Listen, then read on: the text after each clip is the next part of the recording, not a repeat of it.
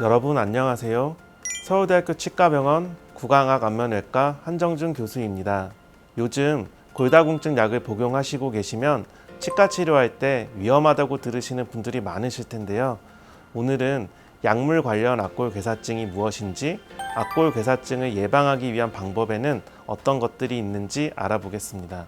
약물 관련 악골괴사증과 관련된 약물들은 주로 골다공증 약제입니다. 골다공증은 정상적인 뼈에 비해 뼈의 양이 줄어들고 뼈가 약해져 잘 부러지는 질환을 의미하며, 골다공증 약제 복용을 통해 밀도를 향상시키고 골절을 예방하고자 합니다. 이외에도 악성 종양 환자에서 치료 및 전이 예방을 위해 사용되는 약물들도 악골괴사증과 관련이 있습니다. 오늘은 골다공증 약제에 중점을 두어 말씀드리겠습니다.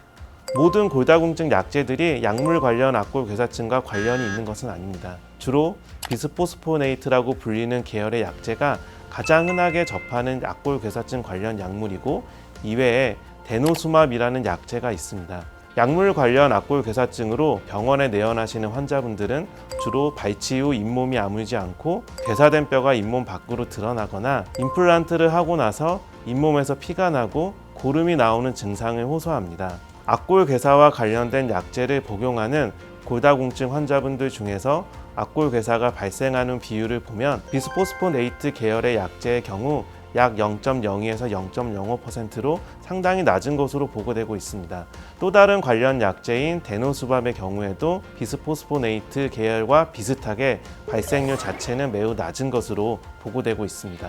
이렇게 낮은 발생률에도 불구하고 초기에 발견하지 못하여 치료 시기가 늦어지면 괴사가 점점 진행되어 범위가 넓어지게 되고, 심할 경우에는 아래턱이 골절되거나 심한 상악동염이 발생되어 내원하시기도 합니다.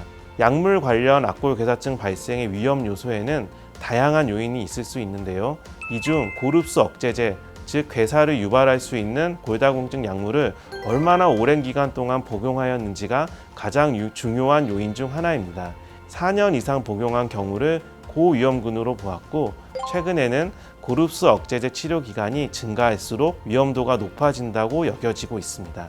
따라서 골다공증 복용력이 긴 환자분들은 치과 치료가 필요할 때 골다공증 약을 처방하는 의사 및 담당 치과 의사 등과 충분한 위험도 평가 후 치료가 진행되어야 할 것입니다.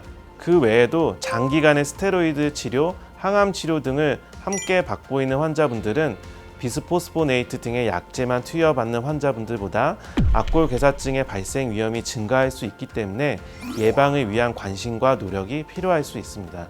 비스포스포네이트 등이 치료에 이용되는 골다공증이나 유방암 등의 질환의 특성상 나이가 많고 여성 환자분들에게 보다 빈번하게 나타나며, 흡연이나 유전적 요인에 대해서는 아직 연구 중에 있습니다.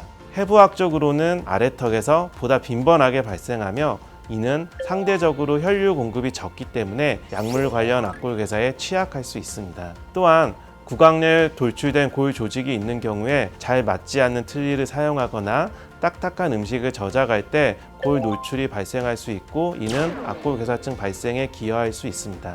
마지막으로 구강 관리가 잘 이루어지지 않아 구강 내 치주 질환, 치아 뿌리끈 염증 등의 발생 또한 적절한 치료가 이루어지지 않을 경우 악골괴사증의 발생을 유발할 수 있습니다. 따라서 발치, 임플란트 등의 치료를 받지 않았다 하더라도 위험 약제 등을 투약받고 있는 경우에는 건강한 구강 상태를 유지하는 것이 필요합니다.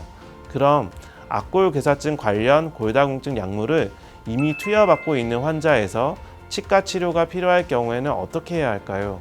물론 골다공증 치료 목적으로 적은 용량의 비스포스포네이트를 투여받는 환자의 경우에는 악골괴사증 발생률이 매우 낮지만 여전히 발생 위험률은 존재합니다. 따라서 먼저 치과 치료 전에 투여 중인 골다공증 약제에 대하여 전문가와 상의하여 약제를 투여받은 기간을 비롯한 위험 인자에 대한 고려가 필요합니다.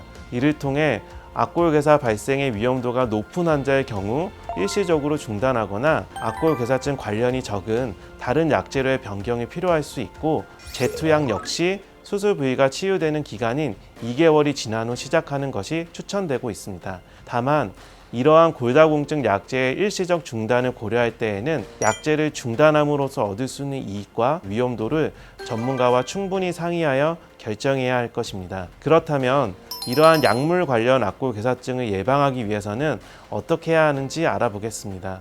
먼저 골다공증 치료를 위해 약물 치료가 계획되어 있는 환자의 경우에는 건강하고 깨끗한 구강 상태를 위한 관리가 필요합니다. 이와 함께 치과에 방문해서 흔들리는 치아, 잇몸 질환, 치아 뿌리끝 병소, 잘 맞지 않는 틀니 등 악골괴사증을 유발할 수 있는 요인들이 있는지 평가를 받고 이에 대해 약물 치료 시작하기 전에 예방적으로 치료받는 것이 필요하고 예후가 불량할 것으로 판단되는 치아는 발치를 하여 사전에 제거하는 것이 필요합니다.